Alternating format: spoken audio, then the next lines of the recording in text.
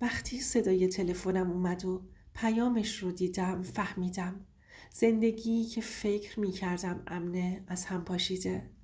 اسمم آرشه. 30 سالمه. تهران بزرگ شدم. پدرم زود فوت شد و رفت و همه چیز روی دوش من بود. از بچگی می دونستم باید خودم رو بسازم و روی کسی حساب باز نکنم. قبل از ازدواج زندگی ساده‌ای داشتم. صبحها بیدار می شدم. بار کامیون رو آماده می کردم و حساب و کتاب ها رو نگاه می کردم و تلاش می کردم آینده‌ای بسازم که کسی چیزی بهم تحمیل نکنه. یه روز با سارا آشنا شدم.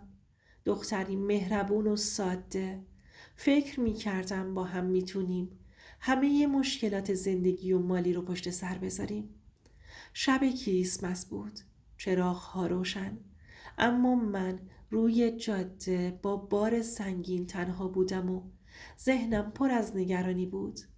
با رضا همکارم تلفنی حرف می زدم. از شرایط کار می گفتم. آخه این چه وضعیه؟ مثل همیشه بهم می گفت آرش تحمل کن، درست میشه. فکر می کردم زندگیم داره آروم پیش میره. اما هیچی اون طوری که انتظارش رو داشتم نبود. وقتی راننده ترانزیت شدم فکر می کردم آزادی و درآمد دارم. اما زندگی جاده‌ای خیلی سنگین تر از چیزی بود که تصور می کردم. هر بار سنگین رو که روی کامیون می زاشتم نفسم بند می اومد. همون حس سنگینی زندگی روی دوشم بود. صبحها زود بیدار می شدم. بارگیری می کردم. چک می کردم تا همه چیز درست باشه.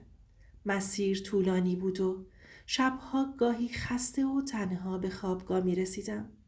صدای باد و ماشینها، چراغهای دوردست جاده، سکوت شب و بوی بنزین، همه چیز یادم مینداخت که زندگی جاده‌ای هیچ وقت آسون نیست. مشتریها گاهی پول نمیدادن. بعضیها دیر پرداخت میکردن و قرضها روی هم تلمبار میشد. هر بار که قبضها و بدهیها رو نگاه میکردم حس میکردم فشار زندگی مثل بار روی کامیون سنگین تر میشه. رضا همکار و دوست قدیمی همیشه با هم تماس می گرفت. آرش در چه وضعیتی هستی؟ مثل همیشه مسیر طولانی، بدهی ها، نمیدونم چجوری درستش کنم. می گفت آرش تحمل کن. مثل همیشه راهش رو پیدا می کنیم. تو همین مسیرها بود که کم کم نشونه های تغییر سارا هم معلوم شد. دیر می اومد خونه. تلفنش همیشه مشغول بود و یه چیزی توی نگاهش بود که نمیفهمیدم. گاهی وقتی تماسش رو جواب نمیداد فشارم میزد بالا. حس بدی بهم دست میداد. یه روزی یه بار سنگین رو به یه شهر دیگه می بردم. جاده خیس بود و بارون می بارید. تلفنم زنگ خورد. پیام سارا بود. قلبم یخ زد. چیزی تو متن بود که فهمیدم همه چیز تغییر کرده. اما نمیشد توقف کنم. مسیر طولانی بود و ترافیک، چراغ‌های قرمز و کامیون‌های دیگه همه چیز بهم یادآوری می‌کرد که زندگی ساده نیست. شب‌ها که به خوابگاه می‌رسیدم افکارم بهم فشار می‌آورد. فکر می‌کردم آیندم چطور می‌خواد پیش بره. زندگی خانوادگی و جاده‌ای رو چطور میتونم با هم مدیریت کنم؟ گاهی وسط مسیر با خودم حرف می زدم. آرش، این زندگی همیشه سخت بوده. اما تو باید ادامه بدی. هر روز مسیر و بار و سکوت جاده به من یادآوری می کرد که هیچ چیزی رایگان نیست و باید تلاش کرد. حتی وقتی حس می کنی همه چیز از دست در رفته. تو همین مسیرها فکر می کردم زندگی چقدر پیچیده است. عشق و اعتماد چقدر شکننده است. سارا رو دوست داشتم اما نشونه ها حس بدی بهم میداد. وقتی بار سنگین رو تحویل می دادم با خودم فکر می کردم آیا آیندم همینه؟ آیا میتونم زندگی و خانوادگی و کار جاده‌ای رو با هم بسازم؟ این نیم ساعت از مسیر پر از فشار، سکوت، بارون و باد و چراغ‌های جاده به هم یاد داد که بعضی چیزا رو باید تحمل کنی تا بفهمی کی واقعی هستش و کی نه. بعد از ماه‌ها فشار و مسیرهای طولانی، زندگی روی دوشم سنگینی می کرد. هر روز رانندگی، بار، سکوت جاده و فکر به آینده باعث شده بود خستگی واقعی رو حس کنم. اما چیزی که قلبم رو بیشتر میزد تغییر سارا بود. دیر اومدناش، تلفنش همیشه مشغول، نگاهش پر از رازهایی بود که نمیتونستم بفهمم. تا اون روز لعنتی، اون روزی که بار رو تحویل دادم و مسیر برام خسته کننده بود و اما یه حس بد تو قلبم بود که نمیشد نادیده بگیرمش. تصمیم گرفتم بدون اطلاع قبلی برم خونه. در خونه نیمه باز بود و وقتی رفتم داخل صدای خنده و حرفهایی با صدای ناشناس به گوشم می رسید. قلبم یه لحظه از حرکت انگار ایستاده بود. دستام می لرزید، مثل یخ شده بود. وارد که شدم دیدم زنم سارا با یه مرد غریبه کنار هم نشستن. نفسم بند اومد. حس کردم دنیا روی سرم خراب شده. سارا وقتی منو دید یهو خشکش زد و گفت آرش، اشتباه کردم، منو ببخش. و اما اون نگاه، اون مرد غریبه، سکوت و واقعیت همه چیز رو برای من تموم کرده بود. چند ثانیه فقط خشکم زد. بعد با صدای لرزون گفتم چرا با من این کارو کردی؟ هیچ جوابی به اندازه کافی قوی نبود. سکوت خونه، نگاه سارا و اون مرد همه چیزو واقعی تر و دردناکتر کرده بود. تصمیم گرفتم یه لحظه خودم رو کنترل کنم و آیندم رو به خاطر کسایی که ارزش ندارن از بین نبرم. تصمیم گرفتم دیگه هیچ بحث طولانی نکنم. خونه رو ترک کردم. سوار ماشین شدم. پشت سرم رو هم نگاه نکردم و رفتم. نمیخواستم غیرتی که از دست رفته بود رو دوباره لگدمال کنم. سوار ماشین شدم و فقط رانندگی کردم. یه جاده طولانی و تاریک. بارون می اومد. چراغ‌های دوردست روشن. قلبم سنگین بود. اما میدونستم این تنها راهه.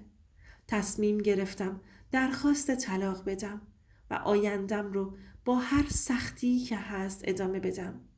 دیگه نمیتونستم زندگیم رو با زنی ادامه بدم که در نبود من با مرد غریبه خوش میگذرونه، در حالی که من پشت فرمون ماشینم تو جاده عرق میریختم تا نون حلال به خونم ببرم و آیندم رو با کسی که همه چیزم بود بسازم.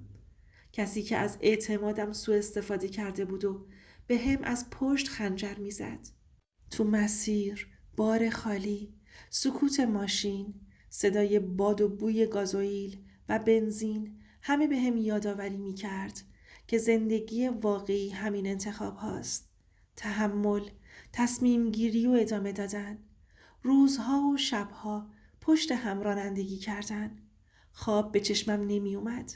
فکر کردم به زندگیم، به قبل از ازدواجم، به مسیر طولانی، به اعتماد و خیانت. میدونستم زندگی ساده نیست و هر تصمیمی گرفتم برای ادامه دادن و ساختن آیندم بود. بعد از اون روز و ترک خونه، رانندگی تو جاده طولانی تنها مونده بودم. سکوت کامیون و ترانزیت، صدای بار و چراغ‌های دوردست، همه چیز به هم یادآوری می‌کرد که زندگی قوی بودن می‌خواد. هر کیلومتر ذهنم پر بود از فکر و خاطره. خاطرات با سارا، روزهای قبل از ازدواج، خنده ها، لحظه های عاشقانه و خیانت و دروغ. قلبم سنگین بود، اما میدونستم که راه برگشتی وجود نداره. روزها و شبها تو مسیر جاده ها با خودم فکر می کردم. آرش، این زندگی واقعیه. باید ادامه بدی حتی اگه سخت باشه. گاهی وسط مسیر تلفن زنگ میزد. پیام ها رو جواب میدادم. اما هیچ کس نمیتونست دل منو آروم کنه. مدیریت بار و پول، فشار مالی، حساب و کتاب ها، همه چیز روی دوشم سنگینی میکرد. اما برخلاف قبل دیگه چیزی نبود که جلوی منو بگیره. حتی سکوت شب جاده به هم حس آزادی میداد. همش با خودم حرف میزدم. تو باید زندگی خودت رو بسازی، حتی اگه همه چیز خراب شده باشه. تصمیم گرفتم همه چیز رو واقعی ببینم. بدون فریب، بدون امید کاذب. روزها میگذشت. مسیر طولانی بود. بارها و توقفهای کوتاه همه به هم یادآوری میکرد که آینده مال کسیه که شجاعت تصمیم گرفتن داره. میفهمیدم که بعضی چیزها ارزششون رو ندارن و بعضی چیزها فقط با زمان و تحمل آشکار میشن. یه روز وسط جاده کنار یه ایستگاه توقف کردم و به چراغ‌های دوردست نگاه کردم. حس کردم هر چراغ مثل یه راهنمایی برای آیندم. هر مسیر سخت یه درسه. تو نیم ساعت آخر فهمیدم زندگی همیشه با سختی هاست، اما با تصمیم درست و حرکت به جلو میتونی دوباره بسازیش. حتی وقتی قلبت سنگینه، وقتی غیرتت شکسته، وقتی عشقت از دستت رفته، هنوز راهی هست. این بخش از زندگیم یادم داد که انسان باید مقاومت کنه، با حقیقت روبرو بشه و آینده‌شو خودش بسازه، نه بر اساس گذشته و نه کسی که ازش خیانت دیده. بعد از اون توقف کنار جاده دوباره سوار ماشینم شدم. هوا سرد شده بود. موتور که روشن شد یه حس عجیبی اومد تو وجودم. انگار دیگه اون آدم قبل نبودم. نه عصبانی، نه شکسته، فقط خالی از هر حسی. چند روز بعدش رسما درخواست طلاق دادم. بدون دعوا، بدون داد و بیداد. سارا حتی گریه هم نکرد. اون لحظه فهمیدم تصمیمم درسته. وقتی خیانت اتفاق میفته دیگه چیزی برای نگه داشتن باقی نمیمونه. غیرتی که شکسته با هیچ حرفی بر نمیگرده. زندگی مجردی بعد از ازدواج سخت‌تر از هر چیزیه که فکرشو میکنی. خونه یه کوچیکی گرفتم. بیشتر وقتم تو جاده بود. شبها تو ماشین میخوابیدم. بعضی وقتا اصلاً حوصله حرف زدن با هیچ کس رو نداشتم. فشار مالی هنوز بود. قسط، خرج، بدهی. ولی فرقش این بود که دیگه کسی نبود که بخوام براش نقش بازی کنم. خودم بودم و جاده. بعضی شبها وقتی بار رو تحویل می دادم و مسیر برگشتم خالی بود، یاد سارا می افتادم. نه از سر دلتنگی، از سر تعجب. اینکه چطور یه نفر میتونه همه چیزو خراب کنه و خودش آروم بخوابه. اما کم کم یه چیز عوض شد. دیگه منتظر پیام کسی نبودم. دیگه گوشیم رو هی پشت سر هم چک نمی کردم. دیگه ترس دیر اومدن کسی رو نداشتم. فهمیدم آزادی همیشه قشنگ نیست، ولی واقعی تره. حالا که اینا رو دارم برات تعریف میکنم، هنوزم رانندم. هنوزم تو جادم. هنوزم سختی هست. ولی دیگه دروغ تو زندگیم نیست. شاید ازدواج دوباره کنم. نمیدونم. شاید عشق دیگه‌ای پیدا کنم. نمیدونم. فقط اینو میدونم که دیگه هیچ وقت به قیمت موندن خودمو نمیشکنم. حالا تو به من بگو، اگه جای من بودی بعد از دیدن اون صحنه میموندی یا میرفتی؟ طلاق میدادی یا یه بار دیگه شانس میدادی؟ لطفاً نظرت رو بگو، چون واقعاً دوست دارم بدونم تو چی فکر میکنی. دوست عزیزم، اینم از داستان امشب. اگه تا اینجا با من موندی واقعاً ازت ممنونم. لطفاً لایک کن و برام کامنت بذار. و اگه هنوزم سابسکرایبم نکردی سابسکرایب کن. اینجا قراره صداهایی رو بشنوی که خیلی ها جرأت گفتنشو ندارن.